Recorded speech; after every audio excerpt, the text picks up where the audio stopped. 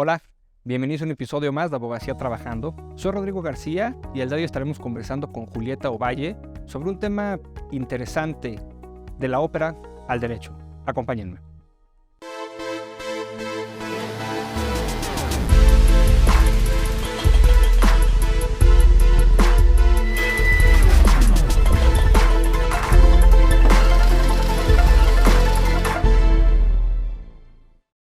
Julieta Ovalle Piedra obtuvo su licenciatura en Derecho de la Facultad de Derecho de la UNAM, un LLM de la Universidad de París, y participó en la ICC Advanced Arbitration Academy for Latin America. Actualmente es socia de Buffet Ovalle Pavela SC. Ha actuado como árbitro y abogada de parte en diversos procedimientos arbitrales institucionales y ad hoc nacionales e internacionales, en temas bancarios, energéticos, de construcción, obra pública, asociaciones público-privadas, minería, distribución, contratos de servicio, entre otros, y como experta en Derecho Mexicano ante tribunales extranjeros. Es profesora en la División de Estudios de Posgrado de la Facultad de Derecho de la UNAM e imparte conferencias tanto en México como en el extranjero. Es autora del libro La responsabilidad civil por productos en México, Canadá y Estados Unidos, y de diversas publicaciones en materia de arbitraje y sucesiones internacionales. Fue presidente del Grupo de Jóvenes Árbitros del ICC México y representante para Latinoamérica de ICC JAF. Es subcoordinadora de la Comisión de Arbitraje de la Barra Mexicana Colegio de Abogados, miembro del Instituto Mexicano del Arbitraje, de la Comisión Mundial de Arbitraje de la CCI, del Grupo Latinoamericano de Árbitros de la Corte Internacional de Arbitraje de la CCI y de la ICC Task Force Addressing Issues of Corruption in International Arbitration. Ha sido incluido en los rankings de Chambers Latin America, Chambers Global Guide, The Best Lawyers in México y Who's Who Legal por su práctica en arbitraje. Fue también incluida en el ranking del 2020 de Benchmarks Top 250 Women in Litigation y Top 25 Latin America Women in Litigation, y en primera edición de las abogadas más influyentes en México que publica la revista Foro Jurídico. Julieta comparte su pasión por el derecho con la pasión por las artes, especialmente por la música. Estudió 2 años de la carrera de ejecutante de piano en la Escuela Superior de Música. Ha estudiado canto con la maestra Maritza Alemán, con el maestro Gabriel Mijares y actualmente con la maestra Leticia de Altamirano. En los últimos meses ha estado trabajando en repertorio para piano y ello con el maestro Ángel Barbeito. Julieta, bienvenida a Abogacía Trabajando. Gracias. El día de hoy para platicar de un tema quizá muy desconocido incluso para abogados. Me incluyo, por supuesto, en ese rubro. Y es ópera y derecho. Vamos a platicar un poquito quizá de esta relación que existen entre ambas. Sobre todo porque, a ver, partamos de la base que el derecho pues está en el día a día de todos, ¿no? En la ópera, pues digamos, es algo similar. Hay muchísimos temas jurídicos en distintas óperas y así como en el día a día y tarde o temprano, por ejemplo, todos pagamos impuestos, tenemos que hacer un trámite para una licencia de manejo, obtener el pasaporte y eso es derecho al final del día, el estar en contacto con autoridades. Pues lo vamos a ver entonces con toda esta charla que vamos a tener con la ópera. Quizá entonces, Julieta, para comenzar y para que la gente pues entienda o entendamos desde lo más básico, ¿qué es una ópera? Bien, muchas gracias, Rodrigo, por la invitación. Es un honor y gusto estar aquí en este programa y compartir un poco de mis dos pasiones, una de mis dos pasiones, el derecho y la ópera. Y para empezar, hablando de ópera, ¿qué es la ópera? Pues la ópera es un género de música que involucra varias cosas. Primero, evidentemente, está la música. Está la música, está la obra en sí misma, la composición, y los ejecutantes. Está la orquesta, los solistas, un coro normalmente, y el director de orquesta. Después tenemos el libreto, que en sí mismo muchas veces es una obra de arte, es poesía. Por ejemplo, Puccini trabajaba con 2 de los grandes poetas de Italia de su época, Illica y Giacosa, que hacían los libretos y uno los lee y es poesía bellísima. O había compositores como Tchaikovsky que tomaban un poema como Eugenio Onegin de Alexander Pushkin y le pone música, o compositores como Richard Wagner que hacía sus propios libretos, Tristán y Isolda, él solito se ponía a escribir y hacía todo. Después tenemos también las artes escénicas. En la ópera hay actuación y la actuación se ha llevado a niveles impresionantes. María Callas llevó la actuación en la ópera a niveles que no se habían visto antes y a partir de ella la ópera es distinta. Claro. La actuación se vuelve muy importante. También hay danza. Llega a haber incluso sopranos que se atreven a hacer la danza de los 7 velos en Salomé. sopranos muy bonitas y muy buenas en la danza, porque son varios minutos de baile. Hay ballet también. En la gran ópera francesa era obligatorio tener actos de baile, como en la ópera Manon, hay varios actos de baile, de ballet. Además de esto, tenemos obviamente las artes escenográficas. Hay un escenario que hay que trabajar, entonces esto involucra arquitectura, artes plásticas, pues todo lo que, y la decoración. Sí, para tener todo el set. Todo el set, y hay sets que son espectaculares. Hay una producción de Franco Sefirelli en el Metropolitan de Aida, que incluso salen los elefantes y caballos, y están las pirámides. Es una cosa espectacular. Las producciones de Franco Sefirelli son muy lindas. Yo he visto la de La Bohemia, que es un clásico también en el Metropolitan, y guardan los escenarios, ¿no? Son bellísimos. Además de esto, tenemos también la iluminación y los efectos especiales. Dentro de la iluminación parecería que no es tan importante, pero a veces la iluminación se convierte en una parte muy importante de la escenografía. Hace algunos años me tocó ver una producción de las bodas de Fígaro en el Covent Garden, en donde el escenario era muy sencillo, eran solamente unas paredes como de una casa de principios de siglo XIX, europea, muy sencilla, y todo el efecto eran las luces. La luz de la mañana, la luz de mediodía, el atardecer, la noche, y entraba la luz por la ventana. Era bellísimo. Y la iluminación era protagonista. Efectos especiales, ¿no? Hay óperas, Richard Wagner tiene una gran imaginación. Entonces, en sus óperas vemos desde el fondo de un río hasta una inmolación ahí en vivo de Brunilda, y él diseñó su teatro Bayreuth especialmente para poder hacer todos esos efectos especiales. Imagínense en el siglo XIX haciendo esos efectos. Claro. Hay fotografías, son súper interesantes. Y finalmente, que también es muy importante, el vestuario y el maquillaje. El vestuario que hace la caracterización, que le da ese efecto teatral a la ópera. Y hay vestuarios magníficos en la ópera. Hay una producción de hace algunos años del Metropolitan que usan vestuario de Christian Lacroix.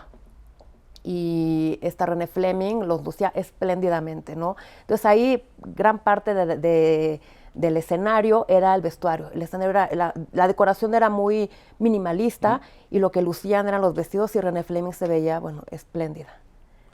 Y es que toda esta producción que hay detrás, lo que tú dices, pues finalmente es parte de, y que mucha gente a lo mejor lo considera, pues incluso aburrido, rígido, ¿no? Sí. Y que poco a poco ahorita vamos a ir viendo a lo mejor cómo es, digamos, realmente la ópera. Y el papel que juega a lo mejor en el derecho o la obra como tal. Te preguntaría entonces, Julieta, justamente qué relación tienen la ópera y el derecho. Sí, pues uno podría pensar en una relación muy obvia, ¿no? Todas las relaciones jurídicas que involucra una producción de una ópera. Están desde los derechos de autor, del compositor, de los ejecutantes, los contratos de representación escénica, los videogramas, fonogramas, la radiodifusión, todo lo que puede estar relacionado con esto, ¿no? Los contratos de prestación de servicios con los cantantes, con todos los que trabajan en la producción, en el escenario, la iluminación, el sindicato, los contratos laborales que hay con la orquesta. Luego los sindicatos causan problemas, pueden detener funciones. Esta podría ser una respuesta fácil, ¿no? Porque sí hay un mundo de normas jurídicas que se aplican para una producción de ópera. Es algo muy complejo. Cuando hablamos de todos los elementos que involucra, pues realmente es algo muy complejo. Richard Wagner buscaba, su objetivo en la ópera era hacerlo un arte total. La obra de arte total que involucraba todas estas otras artes, ¿no? Entonces es algo muy complejo. Pero yo veo otra relación más allá, ¿no? Y la ópera finalmente refleja la vida. Refleja la vida, las historias de siempre, las historias de amor, las historias de celos, de envidia, de traiciones, de dinero, de guerra, la vida misma. ¿Y qué es el derecho sino la manera en que hemos encontrado para regular la convivencia social, ¿no? Entonces, naturalmente, en cada ópera vamos encontrando fenómenos jurídicos, ¿no? En cualquiera prácticamente. Sí, yo por ahí, y digo, como modo simplemente de contexto, y empezando a conocer un poco este mundo, en parte, por supuesto, gracias a ti, Julieta, por ahí con una primera sesión que diste en la Comisión de Ciencia y Cultura en La Barra, y posteriormente ahí que me has compartido cierto material y demás. Vi ya la producción de Gianni Schicchi, por ejemplo, en donde en efecto, o sea, ya cuando uno lo ve desde la óptica o analizando, vamos a llamar, la misma ópera como tal, la obra teatral en el derecho, pues claro, es un tema incluso de sucesiones lo que estás viendo ahí, ¿no? Porque entonces este familiar que fallece y todo el resto de la familia que quieren, vamos a llamar, pues su tajada de qué me va a dejar y qué no, y resulta que entonces no era un testamento para ellos, y entonces empiezan a jugar con todo esto, ven de qué manera darle la vuelta a la ley, etcétera, consiguiendo esta persona justamente a Gianni Schicchi para de algún modo entonces encontrar de qué manera salen ellos favorecidos. Y en ese entonces te preguntaría, ¿qué hechos y actos podemos encontrar, o sea, jurídicos, por supuesto, podemos encontrar en una ópera? Bueno, hablando de actos y hechos jurídicos, para empezar hay delitos. Muchos delitos, y el delito favorito es el homicidio. No en todas las óperas, porque no en todas alguien se muere, pero es bastante común. Y aparte encontramos homicidios en todas sus variedades, ¿no? Está desde el homicidio en defensa propia, está Tosca, su amante, Cavaradossi, ha sido condenado a muerte por estar ocultando a un fugitivo de la cárcel. El barón Scarpia lo tiene encerrado y está negociando con Tosca la libertad de Cavaradossi a cambio de que Tosca se le entregue. Y Tosca muy tristemente acepta, y en el momento que Scarpia se abalanza sobre ella, Tosca lo apuñala y lo mata. Entonces tenemos un homicidio en defensa propia. Tenemos homicidio en duelo también en Eugenio Onegin. Onegin mata a su mejor amigo en duelo. Lenski, el poeta, estaba comprometido con Olga, y Onegin, que era el mejor amigo de Lenski, se pone a coquetear con Olga, y Lenski, profundamente ofendido y herido, lo reta a un duelo. Onegin trata de convencerlo de que lo perdone, que deje esto por la paz, y Lenski no lo acepta y mata a su mejor amigo en duelo. Tenemos también homicidio culposo, Rigoletto, que manda a matar al duque de Mantua, que había seducido y violado a su hija. Lo manda a matar, contrata a un sicario, y la hija, que se entera, se hace pasar por el duque, y el sicario mata a Gilda en lugar del duque. Y cuando Rigoletto llega muy feliz con el cuerpo, descubre, abre la bolsa y encuentra a su hija en lugar del duque. Tenemos también uxoricidio. Otelo mata a Desdémona pensando que él era infiel, gracias a las intrigas de Iago. O también Lucia de Lammermoor mata a su esposo en la noche de bodas. En la noche de bodas ella no se quería casar, ya tenían algunos principios ahí de locura, la casan a fuerza, y está todo el mundo celebrando en la fiesta, y baja por la escalera Lucia a la luz de la luna con su camisón blanco, todo lleno de sangre. Y hay una escena de locura muy buena, que de hecho para las sopranos es muy exigente y tiene unos agudos increíbles. Así que de delitos no paramos. Pues no todo es homicidio, también hay fraudes. Pero es el más común. Ese es muy común. Pero también hay fraudes. En el Elixir de Amor, Nemorino, que es un campesino, está enamorado de la rica terrateniente Adina, que se divierte despreciándolo, y llega al pueblo un charlatán, el doctor Dulcamara, que ofrece una botella de un elixir que cura todo. Entonces Nemorino, que leyó la historia de Tristán e Isolda, le va y le pregunta al doctor Dulcamara que si tiene el elixir de amor de Isolda, y le dice, sí, aquí está. Y le vende una botella de vino. Entonces Nemorino se empina la botella, y bajo los efectos del alcohol empieza a cambiar de personalidad, y es un Nemorino más atrevido, y ya no le hace tanto caso a Adina, y Adina se empieza a sentir despreciada a ella, ¿no? Y es una ópera bastante cómica. Y digamos, ¿cómo es que todos estos delitos, obviamente, hablando concretamente en materia penal, se abordan, por ejemplo, ya que sucedió en una ópera? O sea, ¿qué tan real o apegado está justamente a lo que marca el derecho? Pues realmente no hay en todas las óperas, pues, ver la aplicación como tal del derecho, ¿no? Pero hablando de realismo, pues hay veces que se apuñalan y cantan media hora todavía, ¿no? Entonces, es más efecto dramático que jurídico, pero... Sí, pero con ese toque ya obviamente que generó, vamos a llamar la escena. Exactamente, ¿no? Son cuestiones a final de cuentas jurídicas. Claro. Si la ópera siguiera, si esto fuera la vida real, pues habría consecuencias jurídicas. A veces que sí vemos las consecuencias jurídicas en la misma ópera, ¿no? Por ejemplo, en la ópera Manon, a Manon la acusan de prostitución y la deportan al Nuevo Mundo, la mandan a Estados Unidos. Entonces sí podemos ver aplicación más de la ley, Como ¿no? tal, sí. Y tampoco todos son delitos, también podemos ver otro tipo de cuestiones jurídicas, ¿no? En el caso de la ópera Turandot, Turandot hace una declaración unilateral de la voluntad. Promete casarse con el príncipe que le resuelva 3 enigmas. Y Turandot es muy feliz siendo soltera, no se quiere casar, y se divierte mandándole a cortar la cabeza a los príncipes que no pueden resolver los 3 enigmas, hasta que finalmente llega el príncipe que se los resuelve y ella no se quiere casar. Hace su berrinche y el príncipe que llegó como siendo un príncipe desconocido, nadie sabe de dónde viene ni cómo se llama, le dice, está bien, si antes del amanecer tú me dices cómo me llamo, me puedes mandar a cortar la cabeza. Y ahí está Turandot desesperada, torturando gente por la ciudad y da la orden que nadie duerma. Y esa área tan famosa, Nessun Dorma, que Pavarotti hizo súper popular y que la escuchamos por todos lados, de las áreas más conocidas, es precisamente Nadie Duerma. Parecería, sí es una área romántica, pero el contexto es terrible, es una noche de tortura y de muerte. Ahí anda la princesa torturando a quien pueda para descubrir el nombre del príncipe. Entonces sí, si analizamos cada ópera podemos encontrar actos, hechos jurídicos. ¿Cuál dirías que es tu momento jurídico, digamos, favorito dentro de la ópera? Hay uno especialmente que a mí me gusta mucho, que además es una ópera que yo escuché, fue de las primeras que yo escuché cuando era niña. De hecho, yo compré el CD, junté mis domingos y fui y lo compré, Las bodas de Fígaro. Es de las primeras óperas que me aprendí de memoria, me gustaba tanto.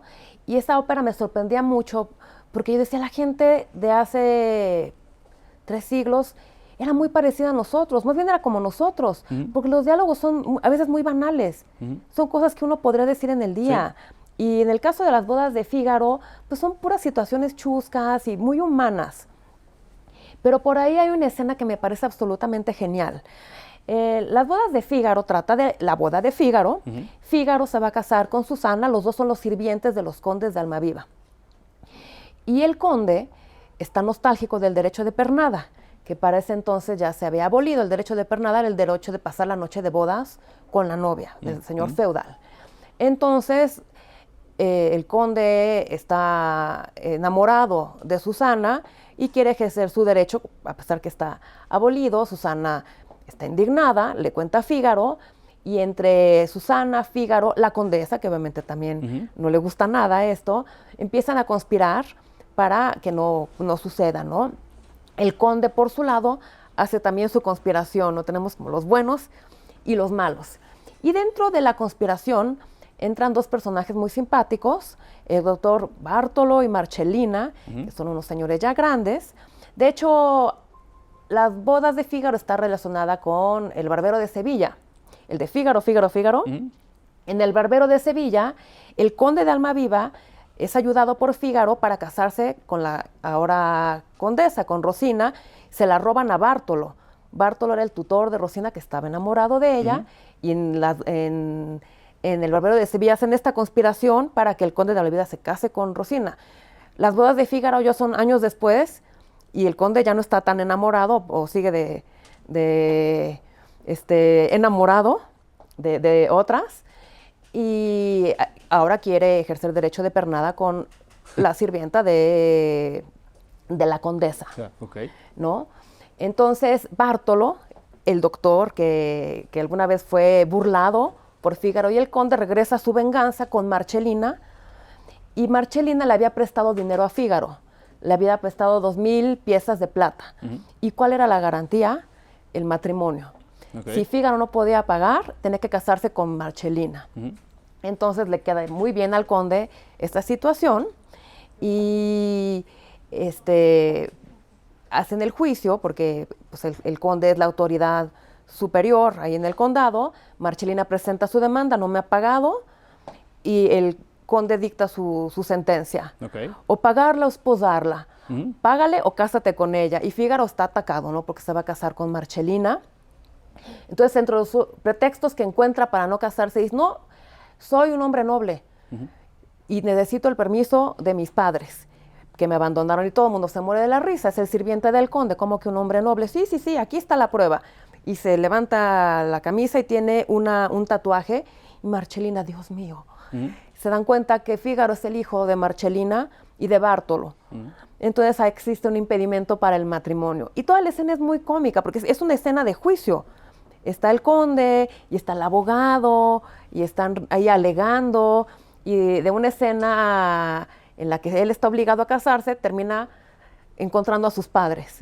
Y Bártolo y Marcelina se casan ese mismo día, ¿no? Y son puras situaciones chuscas. La ópera está toda llena de situaciones de este tipo. Chuscas, Chuscas. Es de risa, de principio a fin. Pero que al final del día lo que estás diciendo, o sea, de algún modo ahí vemos toda esa relación, porque entonces involucra materia civil, materia familiar, o sea, esta parte de los impedimentos legales, etcétera, que de algún modo, insisto, a lo mejor alguien que no es abogado, por supuesto, pues lo ve como el espectáculo meramente artístico, por supuesto, pero alguien a lo mejor como tú, o muchas personas que están como más involucradas en el tema, pues claro, lo analizan entonces un poco más a fondo cada una de las escenas, con base, digamos, en cada una de las situaciones que hay del derecho. Claro, para empezar, pues está el derecho de pernada. El que acabas de decir, correcto. Sí, o sea, es un derecho, va en contra del derecho natural, o sea, un derecho de pernada, imagínate, y está ya abolido en esa época. Y luego hay un contrato de mutuo, garantizado con matrimonio. Imagínate celebrar ahorita ese contrato, te presto dinero y si no me pagas te casas conmigo. Sí, ¿no? Será ilícito. Correcto. Será ilícito. Y luego sale la decisión por parte del conde, que aparte funge como juez, en ese caso, y sale el vuelco que resulta ser la madre, entonces el impedimento al matrimonio. Entonces sí, me gusta mucho porque está involucrada toda una serie de relaciones jurídicas, y como niña me moría de la risa, me gustaba mucho esa escena, y después como abogada pues la analizas bajo esa óptica y me gusta todavía más. Es una gran ópera. Y esa quizá pues como recomendación, o sea, la darías en general para que... sí, por supuesto. Porque lo que te aparte es chusca, entonces puede divertir. Te iba a preguntar, Julieta, ¿cómo es que la ópera, digamos, nos lleva a pensar justamente en estos términos de poder, de Estado, de derecho?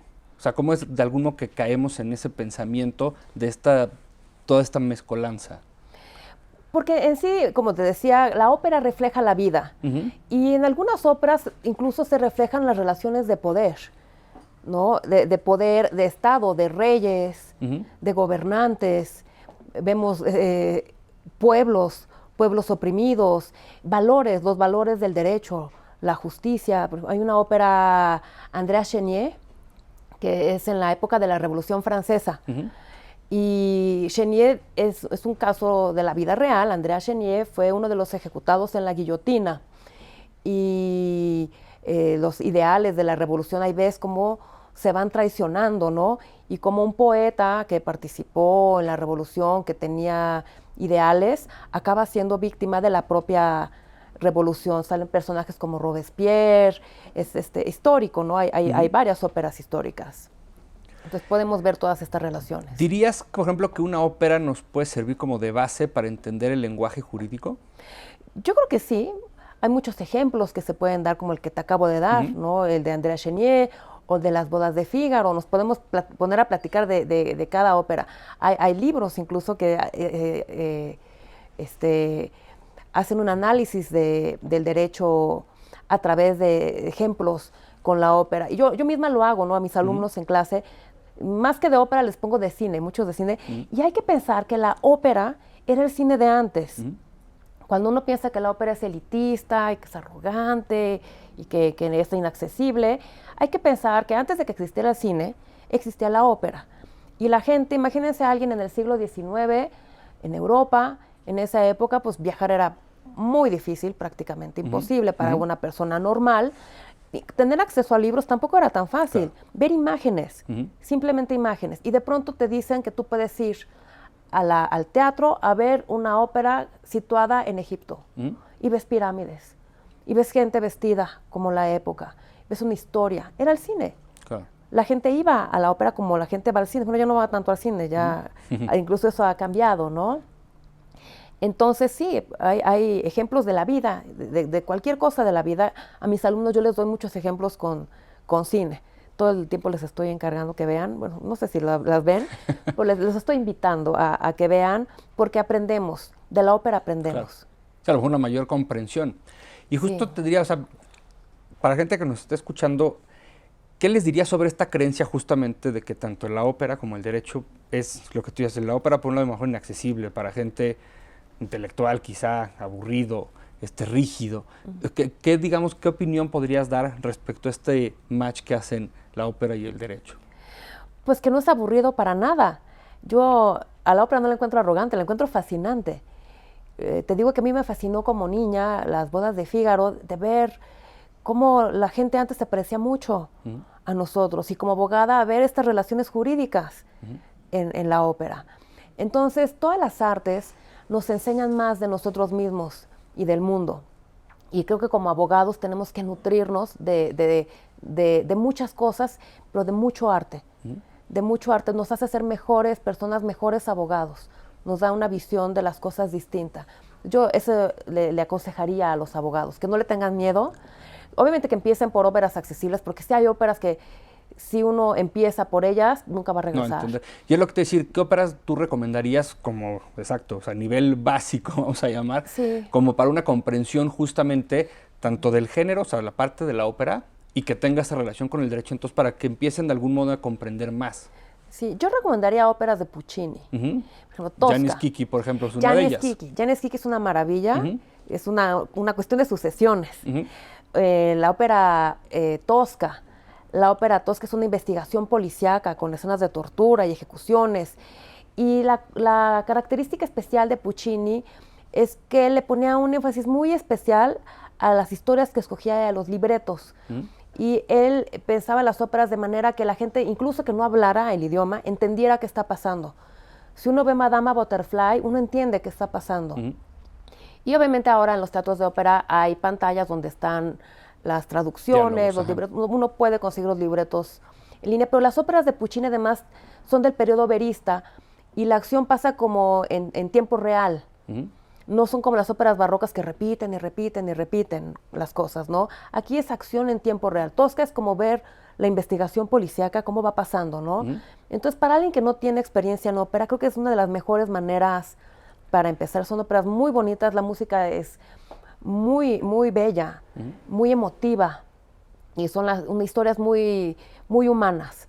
Entonces yo recomendaría, o Las bodas de Fígaro. Las bodas de Fígaro también es una gran ópera para empezar, pero bueno, aquí podremos estar hablando por horas, el tiempo nos limita, pero yo diría que esas serían mis recomendaciones para mis colegas. Perfecto, Julieta. Pues sí, desafortunadamente el tiempo se va muy rápido.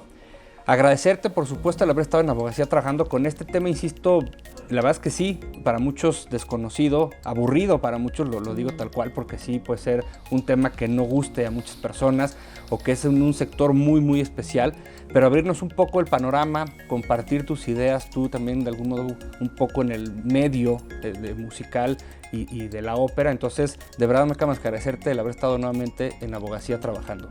Al contrario, Rodrigo, ha sido un placer compartir y nuevamente invitarlos a que exploren este mundo, a que exploren. Realmente es muy enriquecedor.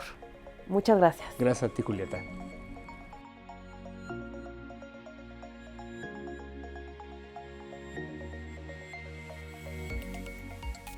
Muchas gracias por habernos acompañado un episodio más de Abogacía Trabajando. Un tema en el cual Julieta ya nos explicó realmente cómo hacen match, digamos, la ópera y el derecho, cómo es que el derecho, digamos, se refleja y se ve en distintas óperas, en distintas ramas, lo podemos ver en sucesiones, en materia penal, en materia fiscal. Un tema, insisto, bastante interesante, un tema en el cual nos podemos adentrar de a poco para conocerlo más. Los espero en el siguiente episodio de Abogacía Trabajando.